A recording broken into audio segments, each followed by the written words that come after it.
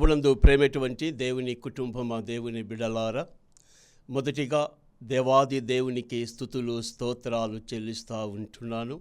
రెండవదిగా నాకు ఈ అవకాశాన్ని కల్పించిన మన ప్రియతమ the right reverend doctor P Isaac Varaprasad తండ్రి గారికి మరియు శ్రీమతి సిడి భారతి తల్లిగారికి యేసుక్రీస్తు నామములో వందనములు తెలియజేస్తున్నాను. అదేలాగున youth departments the reverend Benhur Babu గారికి, సెక్రటరీ నాన్సీ గారికి కూడా యేసుక్రీస్తు నామములో వందనములు తెలియజేస్తూ ఉంటున్నాను. దేవుని బిడ్డలారా, ఈ దినం మన యొక్క దైవ సందేశాన్ని మనం గమనించినట్లయితే లూకా సువార్త 9వ అధ్యాయం 28వ వచనాన్ని మనము చదువుకుందాము.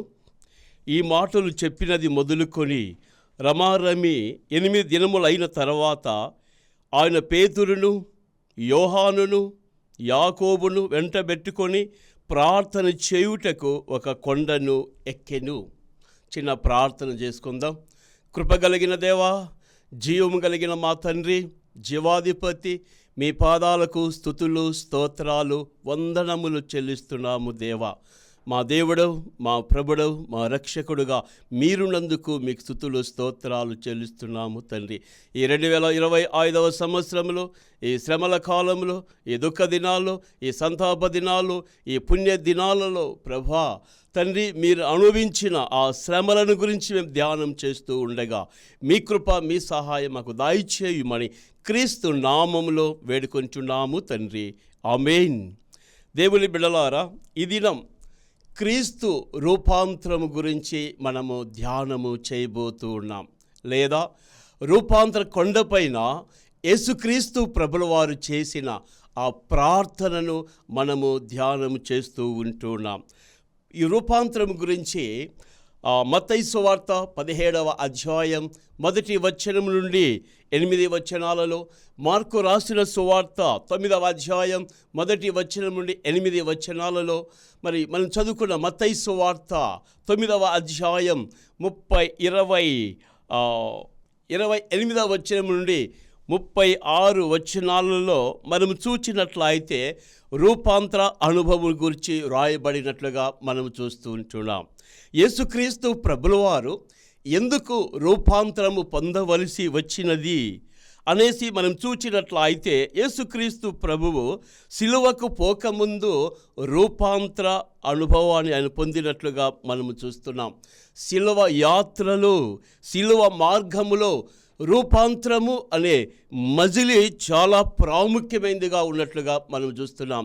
ఈ మజిలీ ద్వారా సిలువ మధురముగా మారిపోయినట్లుగా చూస్తున్నాం. ఒకవేళ రూపాంతర అనుభవం లేకుండా సిలువకు వెళ్ళినట్లయితే ఈ సిలువ అనేది ఒక మారాగా, ఒక చేదుగా మారి ఉండేది.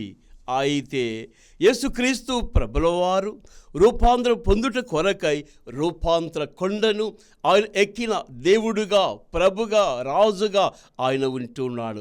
మనం చదువుకున్న లూకా సువార్త 9వ అధ్యాయం 28వ వచనములో మనం చూచినట్లయితే యేసుక్రీస్తు ప్రభుల వారు పేతురును, యోహానును, యాకోబును ఎంటబెట్టుకొని ఆయన రూపాంతర కొండ మీదకి వెళ్ళినటువంటి దేవుడుగా ఉన్నట్లుగా మనం చూస్తున్నాం. ప్రతి క్రైస్తవుని యొక్క జీవితంలో రూపాంతర అనుభవం లేకుండా సిలువ అనుభవంలోనికి రాలేడు. సిలువ అనగా శ్రమలు, బాధలు, వేదనలు, కష్టము, భయంకరమైనటువంటిది సిలువ. ఈ సిలువ మనము కూడా పొందవలసిన పరిస్థితులు వచ్చినప్పుడు మనము బహు జాగ్రత్తగా మనము మలుచుకోవలసినటువంటి వాళ్ళముగా మనం ఉంటూ ఉన్నాం. మరి రూపాంతర అనుభవంలోని కొన్ని సంఘటనలు మనము జ్ఞాపకము చేసుకుందాం. మొట్టమొదటిగా లూకా సువార్త 9వ అధ్యాయం 28వ వచనములో మనము చూచినట్లయితే అక్కడ రాయబడినటువంటి మాట, ఆయన పేతురును, యోహానును, యాకోబును వెంటబెట్టుకొని ప్రార్థన చేయుటకు ఒక కొండను ఎక్కెను అనే మాటను మనము చూస్తూ ఉంటున్నాం. రూపాంతర కొండ మీద యేసుక్రీస్తు ప్రభుల వారు చేసిన ప్రార్థన ఎంతో మహోత్తరమైనదిగా ఉన్నట్లుగా మనము చూస్తూ ఉంటున్నాం. రూపాంతర కొండ మీద మొదటిగా ఆయన ప్రార్థన చేసినటువంటి దేవుడుగా ఉంటున్నాడు. రాబోయే సిలువను జయించాలి అంటే ప్రార్థన అవసరముగా ఉన్నట్లుగా మనం చూస్తున్నాం. ఈ రూపాంతర కొండపైన చేసిన ప్రార్థన సామాన్యమైనటువంటి ప్రార్థన కాదు. It is not an ordinary prayer, it is an extraordinary prayer. ఇది అసమానమైనటువంటి ప్రార్థన ఆయన చేసినటువంటి దేవుడుగా ఉన్నాడు. మామూలుగా ప్రార్థన అంటే నోటికి వచ్చిన మాటలు మనం పలుకుతూ ఉంటాం, చిలక పలుకులు కాదు. మాట్లాడటానికి మనము నోరు తెరవాలి. మరి ప్రార్థన చేయటానికి ఏం తెరవాలి? మన హృదయాన్ని తెరవాలి. హృదయాంతరంగములో నుండి వచ్చినదే ఆ రూపాంతర కొండ మీద యేసుక్రీస్తు ప్రభుల వారు ఆ ప్రార్థన చేసినటువంటి దేవుడుగా ఉన్నాడు. ప్రార్థన అనేది దేవుడు తన బిడ్డలకు ఇచ్చిన ఒక గొప్ప ఆధిక్యత, ఒక గొప్ప హక్కు, వరము. It is a great privilege that God has given to his people. దేవుడు తన బిడ్డలకు ఇచ్చిన ఒక గొప్ప ఆధిక్యత, వరము ప్రార్థన అనేసి మనం చూస్తూ ఉన్నాం. యేసుక్రీస్తు ప్రభుల వారు సిలువకు వెళ్ళక మునుపు ఆయన ప్రార్థన చేయుటకు రూపాంతర కొండను ఎక్కినటువంటి దేవుడుగా ఉన్నాడు.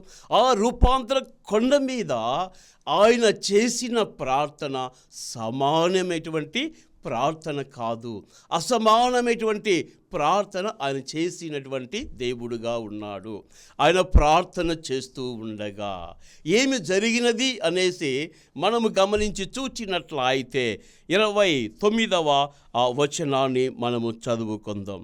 ఆయన ప్రార్థించుచూ ఉండగా ఆయన ముఖరూపము మారెను.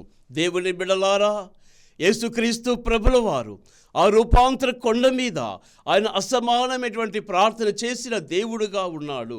ఆయన ప్రార్థన చేస్తూ ఉండగా ఆయన ముఖరూపము మారెను అనేటటువంటి మాటను మనము చూస్తూ ఉంటున్నాం.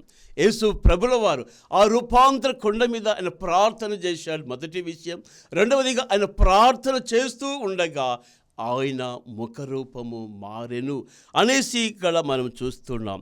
నీవు చేసేది ప్రార్థన అయితే నీ ముఖములో కూడా మార్పు వస్తుంది, ఖచ్చితంగా మార్పు వస్తుంది. ఒకవేళ నీవు ప్రార్థన చేస్తూ ఉన్నా నీ ముఖములో మార్పు రాలేకపోతే నువ్వు చేసేది ప్రార్థన కాదు.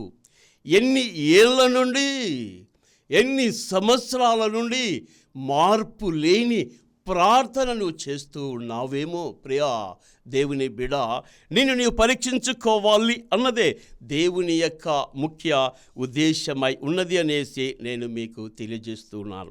ఈ ప్రార్థన కాదు రూపాంతర కొండ మీద జరిగింది. రూపాంతర కొండ మీద చేసిన ప్రార్థన మార్పును తెచ్చినట్లుగా మనము చూస్తున్నాం.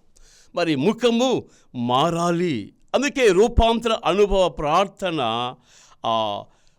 ఆయన ముఖరూపమును మార్చినట్లుగా మనము చూస్తూ ఉన్నాం. కాబట్టి ఈ రూపాంతర కొండ మీద ఆయన ప్రార్థన చేస్తూ ఉండగా రెండవదిగా ఆయన ముఖరూపము మారెను అని వ్రాయబడి ఉంది. ఈ మాట దేనికి సాదృశ్యము అంటే మన అంతరంగ జీవితానికి సాదృశ్యముగా ఉంది. రూపాంతర కొండ మీద చేసిన ఆ ప్రార్థనలో ఆ మార్పు వచ్చినట్లుగా మనము చూస్తూ ఉంటున్నాం. ఈ శ్రమల దినాలలో, ఈ దుఃఖ దినాలలో, ఈ సంతాప దినాలలో, ఈ పుణ్య దినాలలో నీవు ప్రార్థన చేస్తూ ఉండగా నీలో మార్పు అనేది కనిపించాలి, మారు మనసు అనేది కనిపించాలి. మారిన జీవితం నీలో కనిపించినట్లయితే అనేక ఆశీర్వాదాలు, అనేక దీవెనలు మనం పొందుకుంటాం. కాబట్టి దేవుని బిడ్డల మనము ప్రార్థనలు గలుపుతూ ఉన్నప్పుడు మన అంతరంగంలో మార్పు రావాలి. మరి ఆ నిర్గమకాండంలోనికి మనం వద్దాం. నిర్గమకాండం 34వ అధ్యాయములోనికి మనం వచ్చి చూచినట్లయితే అక్కడ చక్కటి మాటలు మనకు కనబడుతూ ఉన్నాయి. నిర్గమకాండం 34వ అధ్యాయం 34వ అధ్యాయములో 30వ వచనాన్ని మనం చదువుకుందాం. ఇక్కడ మనం చూచినట్లయితే అహరోనును ఇశ్రాయేలందరూ మోషేను చూచినప్పుడు అతని ముఖ చర్మం ప్రకాశించెను గనుక వారు అతన్ని సమీపింప వెరచిరి. దేవుని బిడ్డలారా, ఇక్కడ మనం చూచినట్లయితే ఆ మోషే యొక్క ముఖ చర్మము ప్రకాశించినట్లుగా చూస్తున్నాం. ఎందుకు మోషే ముఖ చర్మం ప్రకాశించింది? ఎందుకు ఆ ఇశ్రాయేలు ప్రజలు మోషేను చూడలేకపోయినటువంటి వారుగా ఉన్నారు అనేసి మనం చూచినట్లయితే 28వ వచనంలో మనకు జవాబు కనపడుతూ ఉంది. 28వ వచనంలో అతడు 40 రేయింపగలు యెహోవాతో కూడా అక్కడ ఉండెను. అతడు భోజనము చేయలేదు, నీళ్లు త్రాగలేదు. అంతలో ఆయన ఆ నిబంధన వాక్యములను అనగా 10 ఆజ్ఞలు ఆ పలక మీద వ్రాసెను. దేవుని బిడలారా, మోషే ముఖ చర్మం ప్రకాశించినట్టుగా చూస్తున్నాం. ఆ ఇశ్రాయేలు ప్రజలు ఆయన ముఖము ఆ ప్రకాశతను, ఆ వెలుగును చూడలేకపోయారు. కారణం ఏమిటి అని మనం చూచినట్లయితే, మొదటిగా మోషే ఆ 40 దినములు దేవునితో కూడా ఉండినటువంటి వాడుగా ఉంటున్నాడు. రెండవదిగా ఆయన 40 పగుళ్ళు 40 రాత్రులు ఆయన ఉపవాసం ఉన్నటువంటి వాడుగా ఉన్నట్టుగా మనం చూస్తున్నాం. ఈ శ్రమల దినాలు, ఈ దుఃఖ దినాలు, ఈ సంతాప దినములలో మన ముఖ రూపము కూడా ప్రకాశించాలి అంటే ఈ 40 డేస్ దేవునితో మనం సంబంధం కలిగి ఉండాలా. అలా కలిగి ఉంటూ ఉపవాసం ఉంటూ మనం ప్రార్థన చేసినట్లయితే మన ముఖము కూడా ప్రకాశిస్తుంది అనేసి నేను మీకు తెలియజేస్తూ ఉన్నాను. మరి ఇక్కడ మనం చూచినట్లయితే రోమాపత్రిక 12వ అధ్యాయములోనికి మనం వచ్చి చూచినట్లయితే ఇక్కడ మొదటి 2 వచనాల్లో రాయబడినటువంటి మాట, కాబట్టి సహోదరులారా, పరిశుద్ధమును దేవునికి అనుకూలముడైన సజీవ యాగముగా మీ శరీరములను ఆయనకు సమర్పించుకొనుడని దేవుని వాత్సల్యమును బట్టి మిమ్మును బతిమాలు కొనుచున్నాను. ఇట్టి సేవ మీకు యుక్తమైనది. మీరు ఈ లోక మర్యాదను అనుసరింపక ఉత్తమమును అనుకూలమును సంపూర్ణమై ఉన్న దేవుని చిత్తమేదో పరీక్షించి తెలుసుకొనున్నట్లు మీ మనస్సు మారి నూతన మగుట వలన రూపాంతరము పొందుడి. దేవుని బిడలారా, ఇక్కడ మనం చూచినట్లయితే పరిశుద్ధమును దేవునికి అనుకూలమైన సజీవ యాగముగా మన శరీరములను దేవునికి మనము సమర్పించుకోవాలి. అందుకే దేవుని వాత్సల్యమును బట్టి మిమ్మల్ని బతిమాలు కొనుచున్నాను, ఇట్టి సేవ మీకు యుక్తమైనది అని చెబుతూ ఇక్కడ 2వ వచనంలో మీరు ఈ లోక మర్యాదను అనుసరింపక ఉత్తమమును అనుకూలమును సంపూర్ణమునై ఉన్న దేవుని చిత్తం ఏదో ఎరిగి పరీక్షించుకొని అలాగ జీవించినట్లు అయితే మన జీవితంలో ఎన్నో ఆశీర్వాదాలు మనం పొందుకుంటాం. ఈ లోక మర్యాదలను అనుసరిస్తున్నాము, కానీ ఈ లోకములో దేవుని చిత్తమేదో, ఆయన ఇష్టమేదో, ఆయన ప్రణాళిక ఏమిటో మనము తెలుసుకొని మనం ముందుకు వెళ్ళినట్లయితే, సాధు సుందర్ సింగ్ ఒక గ్రామంలో వెళుతూ ఒక ఇంటికి వెళ్ళి తలుపు కొట్టినాడు. అప్పుడు ఒక చిన్న పాప పరిగెత్తుకుంటూ వచ్చి డోర్ తెరిచి సాధు సుందర్ సింగ్ చూస్తూ ఇమ్మీడియట్గా ఆ బిడ్డ ఇంట్లోకి పరిగెత్తిపోయింది. Mummy Jesus came. యేసు ప్రభును చూడకపోయినప్పటికీ సాధు సుందర్ సింగ్ రూపంలో ఈ బిడ్డ యేసుక్రీస్తు ప్రభును చూచినట్లుగా మనము చూస్తున్నాం. దేవుని బిడ్డలారా, ఈ శ్రమల దినాలలో, ఈ దుఃఖ దినాలలో, ఈ సంతాప దినాలలో మనలో అసూయ, కోపం, ద్వేషం, పగ, ఈర్ష్య ఇవన్నీ మారి క్రీస్తు మనసును మనము అలవర్చుకోవాలి. అప్పుడే నువ్వు ప్రార్థన చేస్తే దేవుడు నీ ప్రార్థన వింటాడు. అప్పుడే నువ్వు ప్రార్థన చేస్తూ ఉండగా నీ ముఖ రూపము ప్రకాశిస్తుంది.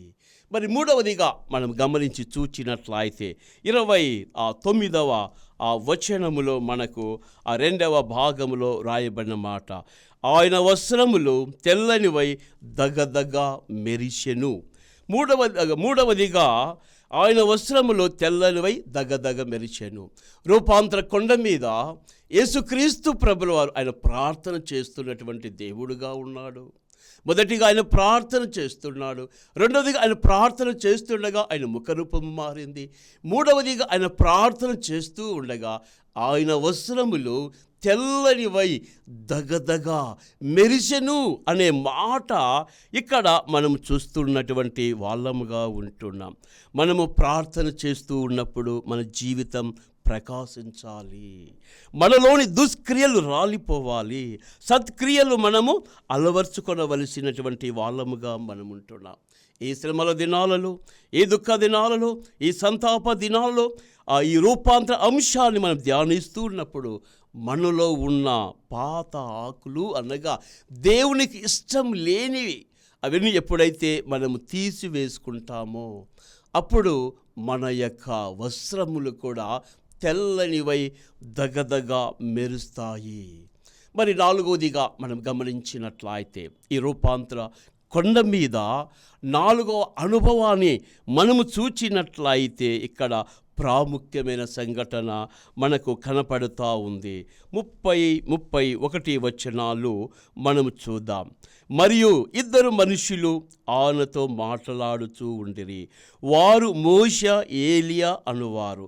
వారు మహిమతో అగ్గుపడి ఆయన యెరూషలేములో నెరవేర్చబో నిర్గమం గురించి మాట్లాడుతూ ఉండిరి. పేతురును అతనితో కూడా ఉన్న వారును నిద్రమత్తులై ఉండిరి. వారు మేలుకొనినప్పుడు ఆయన మహిమను ఆయనతో కూడా నిలిచిన ఆ ఇద్దరు పురుషులను చూచిరి. దేవుని బిడ్డలారా, ఇక్కడ మనం గమనించినట్లయితే ఈ రూపాంతర కొండ మీద యేసుక్రీస్తు ప్రభుల వారు మొదటిగా ఆయన ప్రార్థన చేస్తున్నాడు. ఆ ప్రార్థన అసమానమైన ప్రార్థన. ఆయన ప్రార్థన చేస్తుండగా ఆయన ముఖరూపము మారిపోయింది. మూడవదిగా ఆయన ప్రార్థన చేస్తూ ఉండగా ఆయన వస్త్రం తెల్లనివై దగదగదగ మెరిచినట్లుగా చూస్తున్నాం. నాలుగవదిగా ఆ రూపాంతర కొండ మీద యేసుక్రీస్తు ప్రభుల వారు ప్రార్థన చేస్తూ ఉండగా మోషే, ఏలియా వాళ్ళు దిగి వచ్చినట్లుగా మనం చూస్తున్నాం. మోషే చనిపోయాడు, ఏలియా ఆరోహణమైనటువంటి వాళ్ళు కొన్ని వందల సంవత్సరాల క్రితం. అయితే ఆ రూపాంతర కొండ మీద యేసుక్రీస్తు ప్రభుల వారు ప్రార్థన చేస్తూ ఉండగా వారు దిగి వచ్చినటువంటి వారుగా ఉన్నట్లుగా మనము చూస్తున్నటువంటి వాళ్ళముగా ఉంటున్నాం. వారు వచ్చి యేసుక్రీస్తు ప్రభుల వారితో వారు మాట్లాడుతూ ఉన్నారు. అంశం ఏమిటి? దేని గురించి వారు మాట్లాడుతున్నారు? బోనస్ కొరక, ఇంక్రిమెంట్ కొరక, ప్రమోషన్ కొరక, దేని కొరకు వారు మాట్లాడుతూ ఉన్నారు అనేసి మనం గమనించినట్లయితే నిర్గమమును గురించి మాట్లాడుతూ ఉన్నారు. నిర్గమకాండం మొదటి 5 అధ్యాయాల్లో నిర్గమం గురించి రాయబడి ఉంది. ఫరో చేతిలో నుండి ఇశ్రాయేలు ప్రజలు విడిపించటానికి మొట్టమొదటి నిర్గమం జరిగినట్లుగా చూస్తున్నాం. రెండవ నిర్గమం గొల్గోతా కొండ మీద జరగబోతా ఉంది. రెండో ఫరో ఎవరు అనగా అపవాది, సైతాను, దయ్యం. వాని చేతిలో నుండి మనల్ని విడిపించటానికి కొరకే ఆ నిర్గమం ఆ గొల్గోతా జరగబోతుంది. ఆ విషయాలను మోషే, ఏలియా వారు యేసు ప్రభుతో చర్చిస్తున్నట్లుగా మనం గమనించవలసినటువంటి వాళ్ళముగా ఉంటున్నాం. ఈ సాతాను యొక్క చేతిలో నుండి అనగా మన పాపముల నుండి, మన అపరాధముల నుండి విమోచించుట కొరకై ఎలా నీవు హింసించబడాలి, ఎలా నువ్వు రక్తం కార్చాలి, ఎలా సిలువ వేయబడాలి అనే విషయాలు చర్చించినటువంటి వారుగా ఉన్నారు. అది ప్రభునకు ఎంతో ఆదరణ, అది ప్రభునకు ఎంతో నెమ్మది ఇచ్చినట్లుగా మనం చూస్తున్నాం. కాబట్టి రూపాంతర ప్రార్థనలో పరలోక దర్శన అనుభవం యేసుక్రీస్తు ప్రభుల వారికి కలిగినట్లుగా మనము చూస్తున్నాం. ఆ దర్శనంలో మోషే, ఏలియా ఇద్దరూ వచ్చి మాట్లాడినట్టుగా మనము చూస్తున్నాం. మరి మనము ప్రార్థన చేస్తూ ఉంటే పరలోక దర్శనాలు, పరలోక అనుభూతిని, పరిశుద్ధాత్మ నడిపింపును మనము పొందుకోవాలా? మనం పొందుకోవాలి అంటే రూపాంతర అనుభవం మన యొక్క జీవితంలో మనం కలిగి ఉన్నట్లయితే అనేక మేలులు, అనేక ఆశీర్వాదాలు మన యొక్క జీవితంలో మనము పొందుకుంటాం. దేవుని బిడ్డలారా, మరి రూపాంతర అనుభవాన్ని గురించి మనం ధ్యానం చేస్తూ ఉన్నాం. అందులో 4 విషయాలను మనం క్షుణ్ణముగా తెలుసుకున్నాం. యేసుక్రీస్తు ప్రభులు వారు రూపాంతరము పొందక మునుపు, యేసుక్రీస్తు సిలువకు వెళ్ళక మునుపు ఆయన రూపాంతర అనుభవంలోనికి వెళ్ళటానికి రూపాంతర కొండను ఎక్కినాడు. రూపాంతర కొండ మీద ఆయన మొదటిగా ప్రార్థన చేసినాడు. అది అసమానమైనటువంటి ప్రార్థన. రెండవదిగా ఆయన ప్రార్థన చేస్తూ ఉండగా ఆయన ముఖరూపము మారినది. మూడవదిగా ఆయన ప్రార్థన చేస్తూ ఉండగా ఆయన వస్త్రం తెల్లనివై దగదగ మెరిచినవి. నాలుగవదిగా ఆయన ప్రార్థన చేస్తూ ఉండగా మోషే, ఏలియా అనేవారు దిగి వచ్చినటువంటి వారుగా ఉన్నట్లుగా మనం చూస్తున్నాం. మరి ఈ శ్రమల దినాల్లో, ఈ దుఃఖ దినాలలో, ఈ సంతాప దినాల్లో, ఈ పుణ్య దినములలో నీవు, నేను, మనం ఉపవాసం ఉండి మనం ప్రార్థన చేస్తూ ఉన్నామా? అయితే మనం ప్రార్థన చేస్తూ ఉండగా మన ముఖరూపము మారాలి, మన వసం తెల్లనివై దగదగ మెరవాలి. పరలోకపు అనుభూతులు మనం పొందుకోవలసినటువంటి వాళ్ళముగా మనం ఉన్నాము అనేసి నేను మీకు తెలియజేస్తూ ఉంటున్నాను. తర్వాత ఈ లూకా సువార్త 9వ అధ్యాయం 33వ వచనములో మనము చూచినట్లయితే ఇక్కడ పేతురు మాట్లాడుతూ ఉన్న మాటలు మనము చూస్తున్నటువంటి వాళ్ళముగా మనం ఉంచున్నాం. ఇక్కడ పేతురు అంటున్నాడు, ఆ 2 పురుషులు ఆయన యొద్దకు నుండి వెళ్ళిపోచుండగా పేతురు యేసుతో, ఏలినవాడా, మనం ఇక్కడ ఉండుట మంచిది. నీకు 1, మోషేకు 1, ఏలియాకు 1 3 పర్ణశాలకు కట్టుదమని తాను చెప్పినది తాను ఎరుగకయే చెప్పెను. ఇక మనం చూచినట్లయితే పేతురు ఇక్కడ మాట్లాడుతూ ఉన్నట్టుగా మనం చూస్తూ ఉంటున్నాం. ఆ రూపాంతర కొండ ఎంతో చల్లగా ప్రశాంతంగా ఉంది. కిందికి వెళితే గుడ్డివారు, మూగవారు, ఆ భయంకర అనేక రోగాల చేత పీడింపబడుతున్నటువంటి వారుగా ఉంటున్నారు. కానీ ఇక్కడైతే ప్రశాంతంగా ఉందని ఆ పేతురు ఒక మాట యేసు ప్రభువు అంటాడు, ప్రభువా, మనము ఇక్కడ ఉండుట మంచిది. నీకు ఇష్టమైతే చెప్పు, నీకు 1, మోషేకు 1, ఏలియాకు 1 3 పర్ణశాలలు కట్టుదుము అనేసి చెప్పినప్పుడు అది చెబుతూ ఉన్నటువంటి వాడుగా ఉన్నట్టుగా మనం చూస్తున్నాం. మరి పేతురుకు, యోహానుకు, యాకోబుకు పర్ణశాలలు కావాలి కదా. మరి మేము కూడా మాకు 1 అనలేదు పేతురు. ఇక్కడ ఏమంటున్నాడు, ప్రభువా, నీకు ఇష్టమైతే చెప్పు, నీకు 1, మోషేకు 1, ఏలియాకు 1 3 పర్ణశాలలు కట్టుదుము అంటున్నాడు. ఇక్కడ మనం గమనించినట్లయితే పేతురు యొక్క ఉద్దేశం మా ప్రభువుకు ఉన్నట్లయితే మాకు ఉన్నట్లే, మమ్మల్ని విడిచిపెట్టి మా ప్రభు ఉండడు అనేసి ఆ పేతురు యొక్క భావన అయినట్టుగా మనం చూస్తున్నాం. దేవుని సంగమా, ఇక్కడ మీకు ఒక ఆధ్యాత్మిక విషయాన్ని నేను మీకు తెలియజేస్తూ ఉన్నాను. మా పాస్టర్ గారు, మా గురువు గారు బాగుంటే మేము బాగుంటాము అనే ఆలోచన ఏ వ్యక్తికైతే, ఏ కుటుంబంకైతే, ఏ సంఘమైతే కలిగి ఉంటుందో వారు దేవుని యొక్క ఆశీర్వాదాలు, దేవుని యొక్క దీవెనలు మనం పొందుకుంటాము అనేసి నేను మీకు తెలియజేస్తూ ఉన్నాను. దేవుని బిడలారా, ఇక్కడ మనం గమనించినట్లయితే పేతురు తన ఇష్టాన్ని దేవునితో తెలియజేస్తున్నట్లుగా మనం చూస్తున్నాం. మన ఇష్టాలను అనేకసార్లు దేవునికి ఇష్టకరంగా ఉండాలి అని మనం అనుకుంటూ ఉంటాం. మనమే అనేకసార్లు దేవునికి సలహాలు ఇచ్చేటటువంటి వాళ్ళముగా మనం ఉంటాం. పేతురు యేసు ప్రభును, మోషేను, ఏలియాను సమానము చేసి మాట్లాడుతూ ఉన్నాడు. యేసు ప్రభు అసమానమైనటువంటి దేవుడు. ఆయనను ఎవరితో మనము సమానము చేయగలము? అందుకే యెషయా గ్రంథం 40వ అధ్యాయం 48వ వచనములో మనం చూచినట్లయితే, యెషయా గ్రంథం 40వ అధ్యాయం 18వ వచనములో మనం చూస్తే అక్కడ రాయబడినటువంటి మాట, కావున మీరు ఎవరితో దేవుని పోల్చుదురు? ఏ రూపమును ఆయనకు సాటి చేయగలరు? దేవుని బిడ్డ, ఎవరితో దేవుని పోల్చగలం? ఏ రూపం ఆయనకు సాటి? ఆయనే సాటి. స్వయం సంభూతుడు, తనను దేవుడిగా సృష్టించుకున్నటువంటి దేవుడిగా ఉంటూ ఉన్నాడు. ఇలాగా పేతురు యేసు ప్రభుతో వారితో మాట్లాడుతూ ఉండగా పరిశుద్ధాత్మ దేవుడు ఎంటర్ అవుతున్నాడు. 35వ వచనంలో పేతురు ఇంకను మాట్లాడుతూ ఉండగా ఒక మేఘము వారిని కమ్మినట్లుగా ఉంటూ ఉన్నది. ఆ మేఘములో నుండి ఒక శబ్దము వచ్చింది, ఇదిగో ఈయన నా ప్రియ కుమారుడు, ఈయనందు నేను ఆనందించుచున్నాను, ఈయన మాట వినుడి. ఒక సత్యాన్ని మనం గమనించినట్లయితే కుమారుడు యేసుక్రీస్తు తండ్రి యొక్క చిత్తాన్ని నెరవేర్చినటువంటి వాడుగా ఉన్నట్లుగా మనము చూస్తున్నటువంటి వాళ్ళముగా మనం ఉంటున్నాం. మనము కూడా దేవుని ఆనందపరిచే జీవితము కలిగి ఉండాలని మన పరలోక తండ్రి యొక్క ఇష్టమైనట్లుగా మనము చూస్తున్నాం. ఇక రాయబడిన మాట ఈయన మాట వినండి. మన జీవితంలో ఆయన మాట, దేవుని మాట వినడము అలవాటు చేసుకున్నట్లయితే అనేక ఆశీర్వాదాలు మనం పొందుకుంటాం. ఆయన మాట వినుట వలన మనకు వచ్చే ఒక లాభాన్ని మీకు చూపిస్తున్నాను. యెషయా గ్రంథం 1వ అధ్యాయం 49వ వచనములో మనం చూచినట్లయితే, మీరు సమ్మతించి నా మాటలు వినిన యెడల మీరు భూమి యొక్క మంచి పదార్థములను అనుభవించెదరు.